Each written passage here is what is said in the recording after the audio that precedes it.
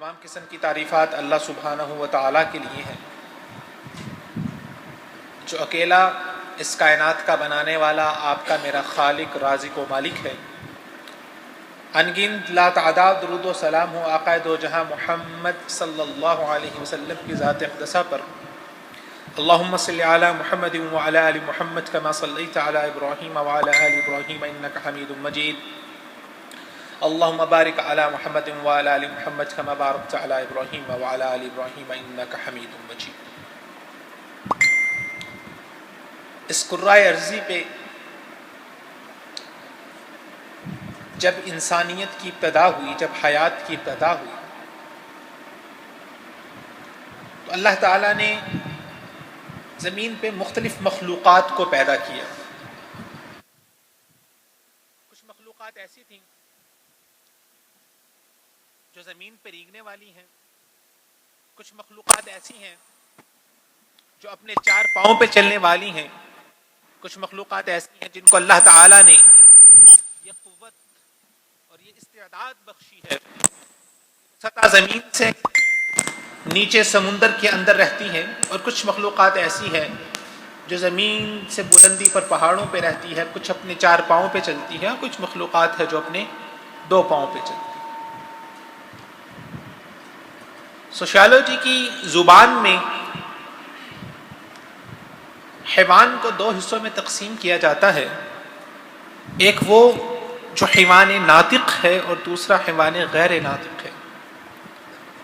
حیوان ناطق وہ حیوان ہوتا ہے جو بول سکتا ہے، جس کے اندر سوچنے سمجھنے کی صلاحیت ہے، اور اس سوچ سمجھ کی صلاحیت کی بنیاد پر اس کے پاس یہ استعداد اور قوت ہے کہ وہ کوئی فیصلہ سازی کر سکتا ہے۔ اور حیوان غیر ناطق وہ ہے جو بول نہیں سکتا، جس کے پاس فیصلہ سازی کرنے کی استعداد نہیں ہے، ورنہ سمجھ بوجھ تو اللہ تعالیٰ نے ہر حیوان کو دی ہے۔ اگر آپ کو کبھی اتفاق ہوا ہو گھر میں جانور یا پیٹ پالنے کا، تو کتے سے سمجھدار جانور شاید آپ کو کوئی نہ ملے۔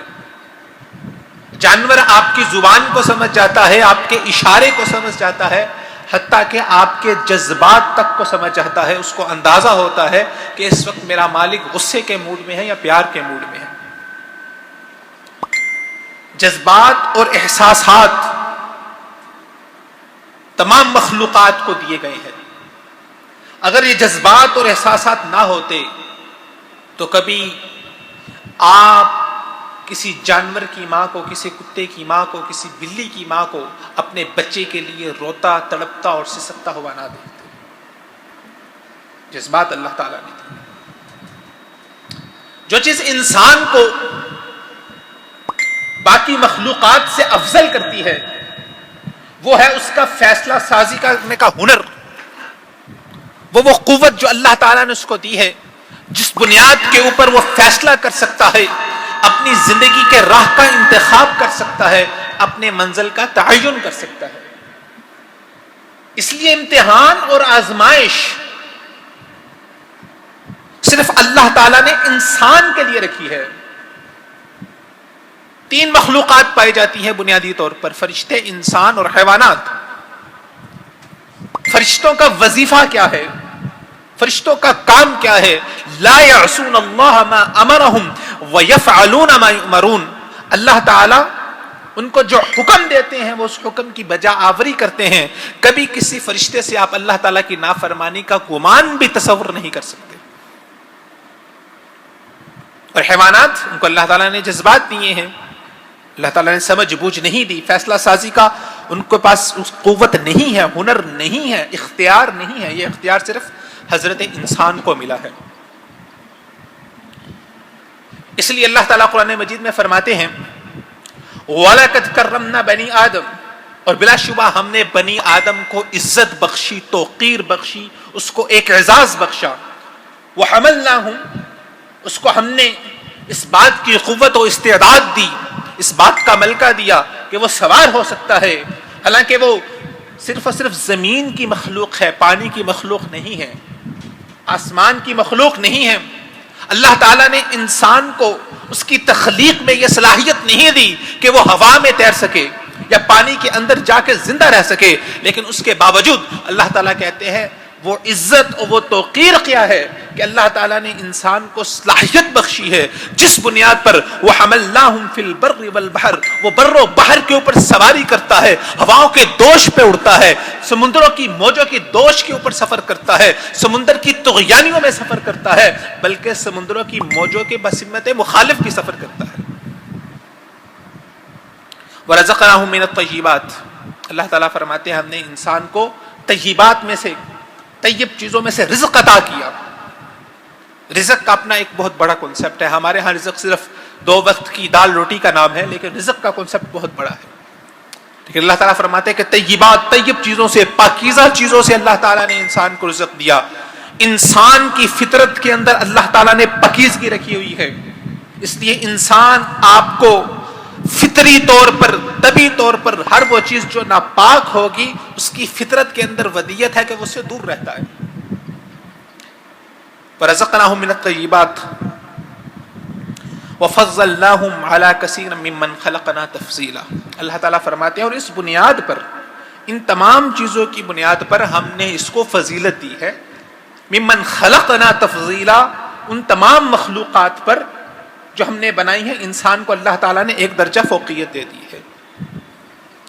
اب انسان کی افضلیت اور اشرفیت کا سبب اللہ تعالیٰ اس آیت میں جو بتا رہے ہیں، جو اللہ تعالیٰ اس کو عزت بخش رہے ہیں، جو تشریف بخش رہے ہیں، اس کی 3 وجوہات اللہ تعالیٰ نے ذکر کی ہیں۔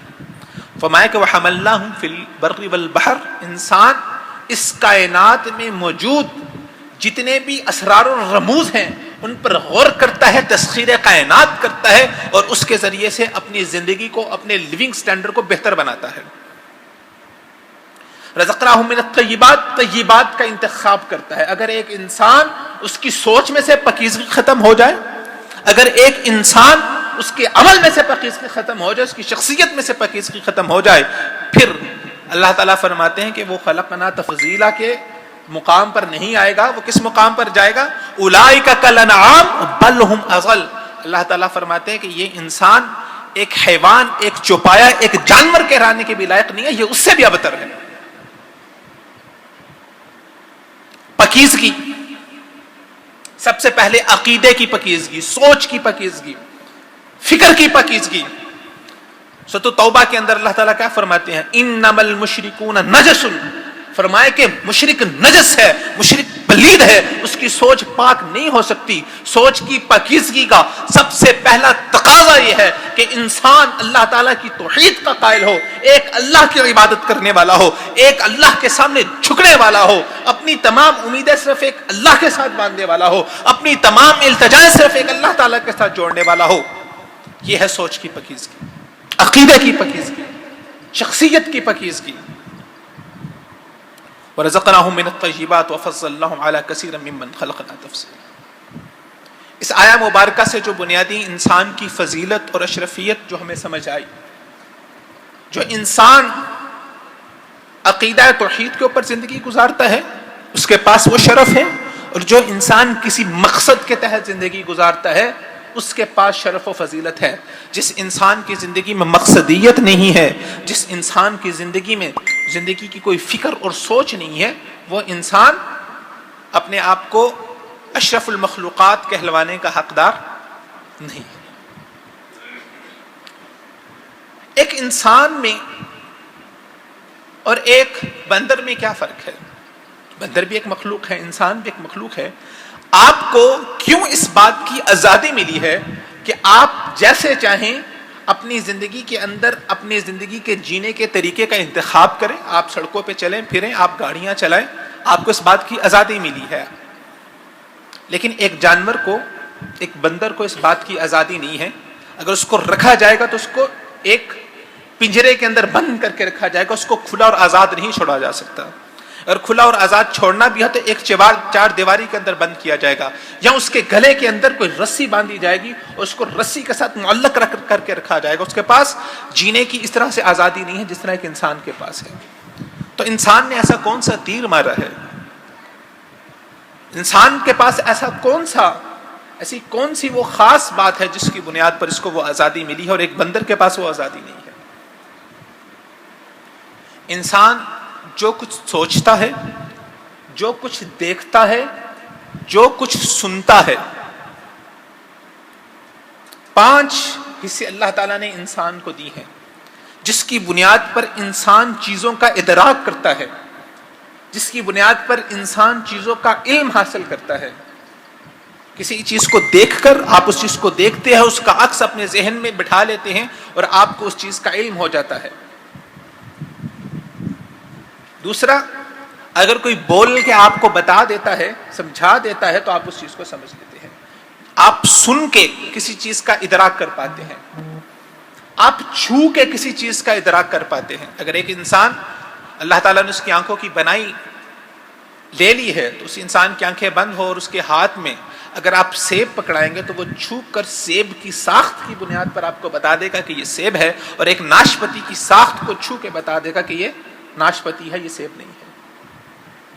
اسی طرح سونگنے کی صلاحیت بھی اللہ تعالیٰ نے انسان کو دی ہے کہ وہ جو سونگتا ہے اس کی بنیاد پر بھی اپنے ذہن میں ایک خیال بنتا ہے۔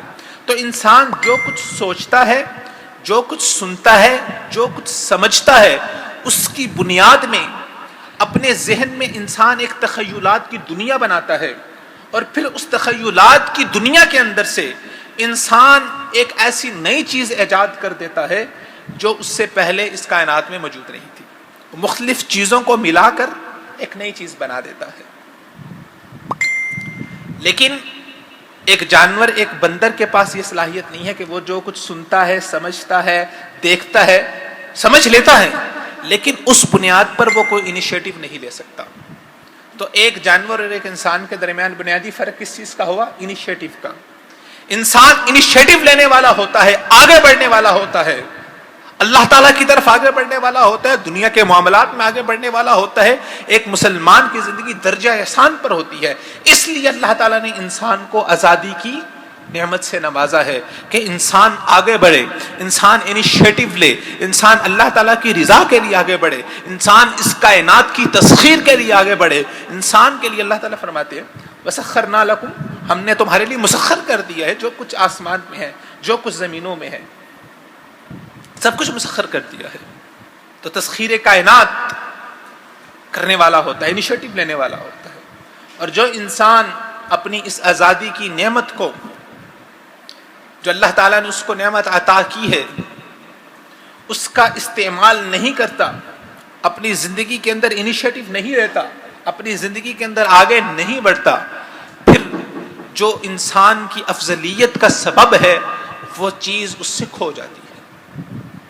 وَلَقَدْ كَرَّمْنَا بَنِي آدَمَ وَحَمَلْنَاهُمْ فِي الْبَرِّ وَالْبَحْرِ وَرَزَقْنَاهُمْ مِنَ الطَّيِّبَاتِ وَفَضَّلْنَاهُمْ عَلَى كَثِيرٍ مِّمَّنْ خَلَقْنَا تَفْضِيلًا۔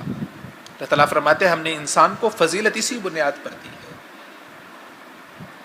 میرے بھائیو، جب تک زندگی میں مقصد نہیں ہوگا، کسی ایک جگہ تک پہنچنے کی چاہت نہیں ہوگی، کسی بڑے مقصد کے لیے زندگی گزارنے کا ذریعہ نہیں ہوگا، کوئی سوچ اور فکر نہیں ہوگی، اس وقت تک نہ تو آزادی کا کوئی فائدہ ہے، نہ انسان کا کوئی فائدہ ہے، نہ انسان کے زندہ رہنے کا کوئی فائدہ ہے۔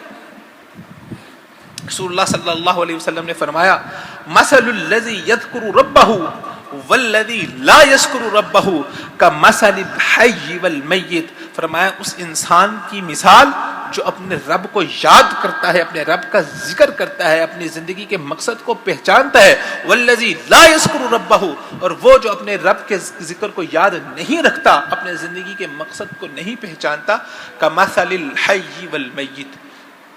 جو انسان اپنے رب کو یاد کرتا ہے، جو انسان اپنی زندگی کے مقصد کو پہچانتا ہے، وہ انسان تو زندہ ہے، لیکن جو انسان اپنے مقصد کو نہیں پہچانتا، اپنے رب کو نہیں پہچانتا، وہ چاہے چل پھر رہا ہو لیکن وہ چلتی پھرتی لاش ہے، وہ مردہ ہے، وہ مردار ہے۔ اس سے بہتر ہے کہ انسان اس کائنات سے، اس صفحہ ہستی سے ختم ہو جائے۔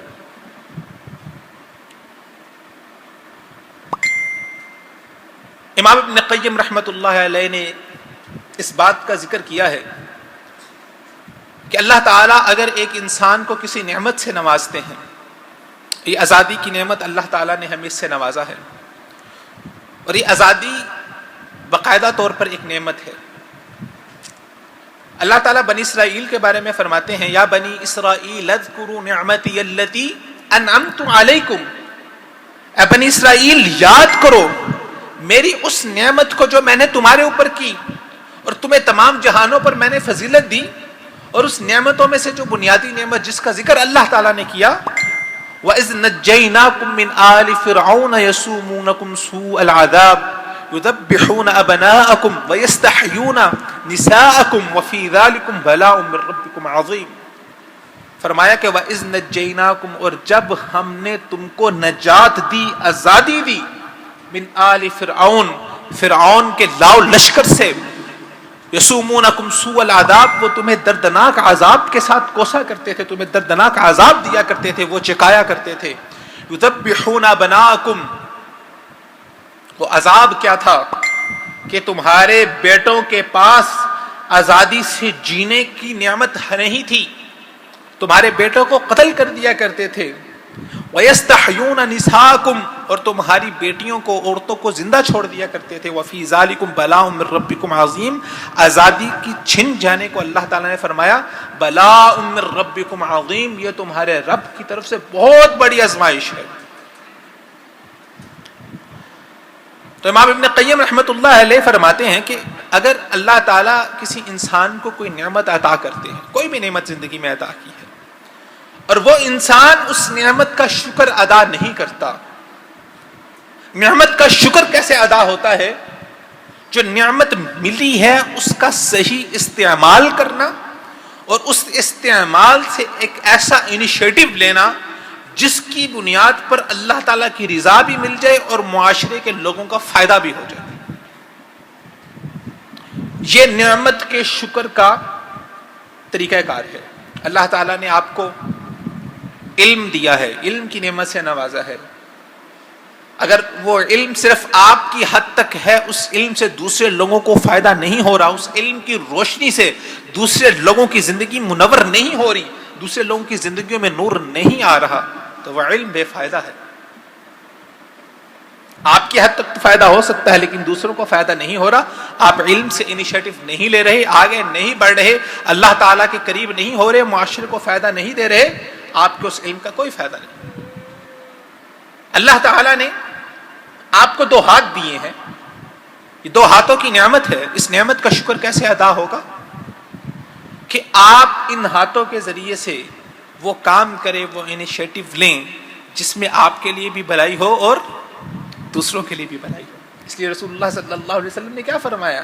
فرمایا کہ اگر آپ رستے سے جا رہے ہیں اور رستے میں جاتے ہوئے آپ کو ایک پتھر نظر آتا ہے جو رستے میں آنے جانے والے لوگوں کے لیے تنگی کا باعث بنتا ہے، فرمایا کہ اگر کوئی انسان اس پتھر کو ہٹا کے رستے سے ہٹا دیتا ہے تو یہ بھی صدقہ ہے۔ تو اگر ایک انسان، اللہ تعالیٰ نے اس کو آنکھیں دی ہیں، اللہ تعالیٰ نے اس کو جینے کی صلاحیت دی ہے، اللہ تعالیٰ نے اس کو پیسہ دیا ہے، مال و دولت دی ہے، اب وہ مال و دولت کی نعمت کا شکر کیسے ادا کر سکتا ہے؟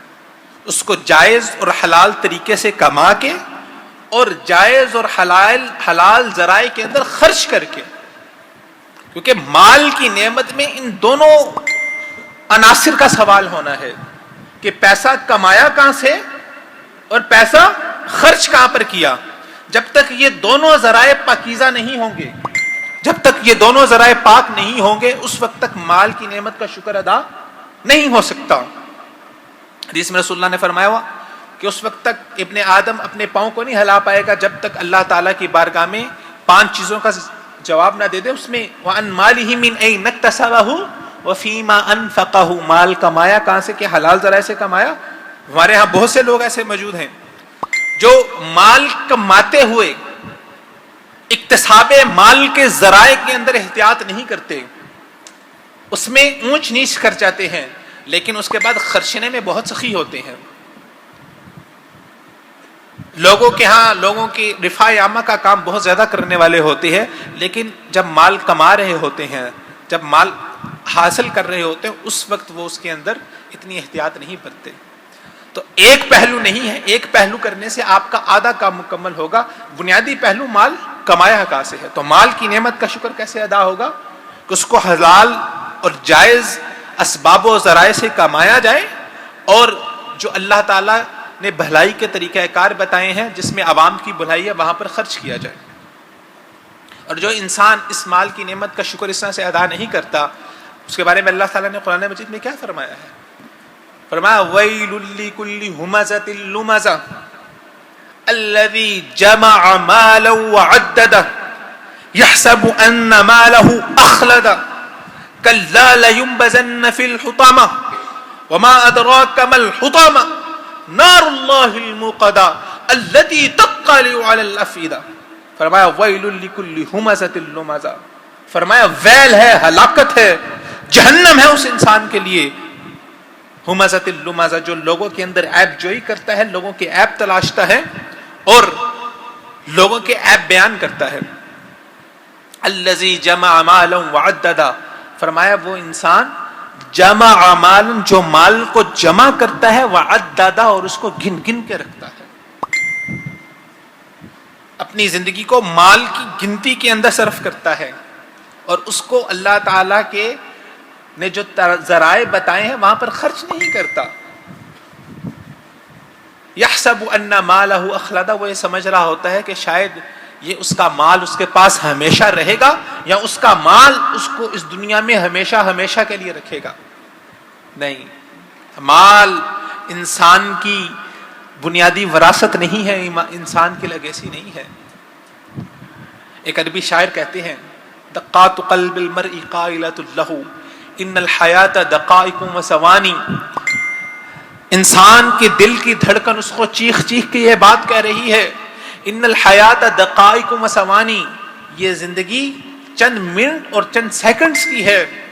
فرفع لنفسک بعد موتک ذکرہ فالذکر للانسان عمر ثانی، فرمایا کہ زندگی میں کچھ ایسا کام کر جا کہ جو تیرے جانے کے بعد تیرے نام کو زندہ رکھے۔ بلا شبہ انسان کے مر جانے کے بعد جب اس کا نام زندہ رہتا ہے، یہ انسان کی دوسری عمر اور دوسری زندگی ہوتی ہے۔ آج آپ صلی اللہ علیہ وسلم کو اس دنیا سے گزرے 1400 سال کا عرصہ ہو گیا، لیکن آج بھی جب آپ صلی اللہ علیہ وسلم کا نام ہماری زبان پر آتا ہے تو چہرے کھلکھلا اٹھتے ہیں، ہونٹ محبت سے جنبش میں آ جاتے ہیں۔ جناب ابو بکر صدیق رضی اللہ تعالیٰ عنہ، ان کا نام لیا جاتا ہے تو نام کے ساتھ صدیق کا لقب پکارا جاتا ہے۔ جب مال اور مال خرچ کرنے کی اور تجارت داروں کی بات آتی ہے تو سب سے پہلا تذکرہ عثمان غنی کا آتا ہے، عبد الرحمن بن عوف کا آتا ہے۔ تو کبھی بھی مال کما لینا، بہت بڑے بڑے امپائر کھڑے کر دینا، یہ انسان کے لیے اصل اس کی حقیقی وراثت نہیں ہے، اس کی لیگیسی نہیں ہے۔ اصل چیز ہے کہ انسان زندگی کے اندر کچھ ایسا کام کر کے جائے جو اس کے جانے کے بعد بھی اس کے نام کو زندہ رکھے۔ اصل وراثت تو یہ ہے۔ یحسب ان مالہ اخلدہ کلا لینبذن فی الحطامہ وما ادراک ما الحطامہ، اللہ تعالیٰ فرماتے ہیں کہ اس کو حطامہ میں ڈالا جائے گا۔ تو جو انسان مال کو سمیٹ سمیٹ کے رکھتا ہے اور مال کی نعمت کا شکر ادا نہیں کرتا، اللہ تعالیٰ فرماتے ہیں کہ وہ جہنم میں ڈالا جائے گا، اور اس طرح سے ڈالا جائے گا کہ بڑے بڑے ستونوں کے اندر اس کو بند کر دیا جائے گا، ستون کے اندر ڈالا جائے گا، اوپر سے بھی آگ کو بھر دیا جائے گا، نیچے سے بھی آگ کو بھر دیا جائے گا، اور اس پائپ کو بند کر دیا جائے گا۔ التی تطلع علی الافئدہ، اس آگ اور اس بندش کی وجہ سے اس کا دل گھبرائے گا، اور وہ آگ افئدہ دلوں پہ چڑھائے گی، دل کا گھبرانا، دل کا بند ہو جانا اور دم کا گھٹ جانا۔ فرمایا کہ ایک آگ کا عذاب اوپر نیچے سے اور بیچ میں اس کا دم گھٹے گا۔ یہ کس کے لیے؟ جو مال کی نعمت کا شکر ادا نہیں کرتا۔ اور جو انسان آزادی کی نعمت کا شکر ادا نہیں کرتا، اللہ تعالیٰ نے آزادی کی نعمت دی ہے، اللہ تعالیٰ کی طرف سے بہت بڑی نعمت ہے۔ آج اللہ تعالیٰ نے اہل پاکستان کو آزادی کی نعمت دی ہے، ہمیں آزادی دی ہے کہ ہم اپنے ملک میں جس طرح چاہے جیسے چاہیں اللہ تعالیٰ کے فرامین کو بجا لا سکتے ہیں، ہم جس طرح چاہیں جیسے چاہیں اللہ تعالیٰ کی عبادت کر سکتے ہیں۔ آپ کبھی تصور کریں ان لوگوں کے بارے میں کہ جن کو عبادت کرنے کے لیے، اذان دینے کے لیے، نماز پڑھنے کے لیے اپنی جانوں کی قربانیاں دینی پڑتی ہے، جانوں کی بازیاں لگانی پڑتی ہیں۔ آپ فلسطین کا حال دیکھیں، فلسطین کے نمازی دیکھیں، فلسطین کے نمازی جو ایک ایک نماز کے لیے شاید ایک اذان کو مکمل کرنے کے لیے بعض دفعہ 24 لوگوں کی شہادتیں ہو جاتی ہیں کہ ایک اذان کا ایک جملہ ایک انسان مکمل کرتا ہے، دوسری طرف سے گولی آ کے لگتی ہے، پھر دوسرا انسان کھڑا ہوتا ہے، اس اذان کو مکمل کرتا ہے۔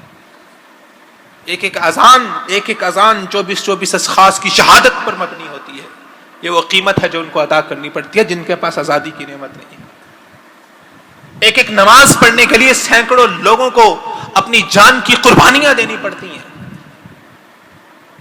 اللہ کا نام کھلے عام نہیں لے سکتے، اللہ تعالیٰ کو کھلے عام پکار نہیں سکتے۔ آج اللہ تعالیٰ نے ہمیں یہ نعمت دی ہے۔ اپنی زندگی کو اپنی مرضی کے مطابق نہیں گزار سکتے۔ غلامی کا احساس انسان کو جیتے جی مارنے کے لیے کافی ہے۔ اگر ایک انسان جسمانی طور پر آزاد ہو بھی جائے لیکن ذہنی غلام رہے گا تو وہ کبھی بھی آزاد نہیں ہو سکتا۔ ایک مثال دی جاتی ہے کہ آپ نے کبھی ہاتھی کو دیکھا ہوگا، ہاتھی کتنا طاقتور ہوتا ہے، کتنی طاقت اللہ تعالیٰ نے اس کو بخشی ہوتی ہے، اور اس کو باندھا کیسے جاتا ہے، اس کو غلام کیسے بنایا جاتا ہے۔ ایک چھوٹی سی معمولی سی زنجیر جو اس کے پاؤں کے ساتھ باندھی جاتی ہے، اور اس کے ساتھ تالا باندھا جاتا ہے، اور تالا باندھ کے اس کو کسی جگہ پر جوڑ دیا جاتا ہے۔ اب اللہ تعالیٰ نے ہاتھی کو اتنی طاقت بخشی ہے کہ اگر وہ ایک پاؤں مارے تو اس زنجیر کے پرخچے اڑا سکتا ہے، اس کو ریزہ ریزہ کر سکتا ہے، لیکن وہ ذہنی غلام بن چکا ہے۔ اس ذہنی غلامی کے باعث وہ آج تک کبھی اپنے پاؤں کی زنجیر کو توڑ نہیں پایا، کیونکہ جب وہ چھوٹا بچہ تھا تو اس وقت اس کے پاؤں میں وہ زنجیر باندھی تھی، اور اس نے کوشش کی اس کو توڑنے کی، اس وقت اس میں اتنی قوت نہیں تھی، وہ اس سے نہیں ٹوٹی۔ آج تک اس کے ذہن میں یہ بات بیٹھ گئی ہے کہ یہ میرے پاؤں کی بیڑیاں، یہ میرے پاؤں کی زنجیریں نہیں ٹوٹ سکتی، حالانکہ وہ چاہے وہ اپنی پاؤں کی بیڑیوں کو توڑ سکتا ہے، ان زنجیروں کو توڑ سکتا ہے۔ آج بحیثیت مسلمان ہم جسمانی لحاظ سے تو ہم آزاد ہو چکے ہیں، لیکن ہم نے اپنی فکری آزادی حاصل نہیں کی، ہم ذہنی طور پر غلام ہیں۔ آزادی کی نعمت کا شکر تو اس طرح سے ادا نہیں ہو سکے گا۔ آزادی کی نعمت کی شکر کو ادا کرنے کے لیے آپ کو اپنی ذہنی زنجیروں کو توڑنا ہوگا۔ یہ جو مغربی فکر و فلسفے کی منعوبیت ہمارے ذہنوں پہ چھائی ہوئی ہے، یہ دنیا کی ترقی کی جو رعونت ہمارے ذہنوں پہ چھائی ہوئی ہے کہ فلاں ملک دنیاوی لحاظ سے اتنی ترقی کر گیا، فلاں ملک کی اگر آپ بلڈنگیں دیکھیں کیا شاہانہ بلڈنگیں ہیں، اگر ان لوگوں نے دنیاوی لحاظ سے، مادی لحاظ سے ترقی کی ہے تو لگتا ہے ان کے فکر و فلسفے میں بھی وہ بلندی ہوگی، وہ اعلیٰ معیار ہوگا، لہٰذا ہمیں ان کے فکر و فلسفے کو آنکھیں بند کر کے مال دینا چاہیے۔ یہ آزادی کی نعمت کا شکر نہیں ہے، یہ آزادی کی نعمت کا کفران ہے۔ کیوں آج ہم مرعوب ہوتے ہیں؟ آج ہم اپنے حقیقی فکر و فلسفے سے نابلد ہیں۔ میرے بھائیوں، اگر آپ لوگ آزادی کی نعمت کا شکر ادا کرنا چاہتے ہیں تو آئیے آج عزم کیجئے کہ ہم نے، اللہ تعالیٰ نے ہمیں جو اسلام جیسا اشرف دین عطا کیا ہے، اس اصل فکر و فلسفے کو سمجھنا ہے اور اسلام کے مطابق اپنی زندگی کو ڈالنا ہے۔ یہ اصل آزادی کی نعمت ہے۔ بصورت دیگر اگر ہم غیروں سے مرعوب ہوتے رہیں گے تو پھر اقبال نے کیا خوب کہا تھا، ہے شور کے ہو گئے دنیا سے مسلم نابود، میں تو کہتا ہوں کہیں تھے بھی مسلم موجود، وضع میں ہو تم نصارا تمدن میں حنود، وا رہے مسلم جنہیں دیکھ کے شرمائے یہود۔ کیا فائدہ ہوا ہمیں اپنے ملک کو آزاد کر کے اگر آج بھی ہمارے ذہنوں میں اگر کوئی ہیرو ہمارے نوجوانوں کے ذہنوں میں، کوئی آئیڈیل اگر ہمارے نوجوانوں کے ذہنوں میں سوار ہے تو وہ کوئی انڈیا، کسی بالی ووڈ کی مووی کا کوئی ہیرو، کوئی سپر سٹار ہے جس کو وہ آئیڈیل کو وہ فالو کرتے ہیں۔ انہوں نے اپنی زندگی میں وہ آئیڈیل بنائے ہوئے ہیں۔ وضع میں ہو تم نصارا تمدن میں حنود، آج ہمیں تہذیب پسند آتی ہے، تمدن پسند آتا ہے، اوڑھنا بچھونا پسند آتا ہے، رسم و رواج پسند آتا ہے تو ہندوؤں کا پسند آتا ہے، نصارہ کا پسند آتا ہے۔ یہ تو آزادی کی نعمت کا شکر نہیں ہے۔ تو امام ابن قیم رحمۃ اللہ علیہ فرماتے ہیں کہ اگر ایک انسان اس نعمت کا شکر ادا نہیں کرتا پھر اس پر اللہ تعالیٰ کا عذاب کیا ہوتا ہے، پھر اللہ تعالیٰ کا عذاب آتا ہے، اور اللہ تعالیٰ کا عذاب یہ آتا ہے چاہے وہ اپنی غلامی سے نکال نہیں پاتا، ہمیشہ ہمیشہ کے لیے غلام بن کے رہ جاتا ہے۔ تو اگر ہم نے اس نعمت کا شکر ادا نہ کیا تو پھر ہم سے اپنی آزادی کے لیے حقیقی آزادی کی جد و جہد کرنے کا جو ہنر ہے اور جو صلاحیت ہے وہ کفران نعمت کے طور پر سلب ہو جائے گی۔ اور بنی اسرائیل کے ساتھ کیا ہوا؟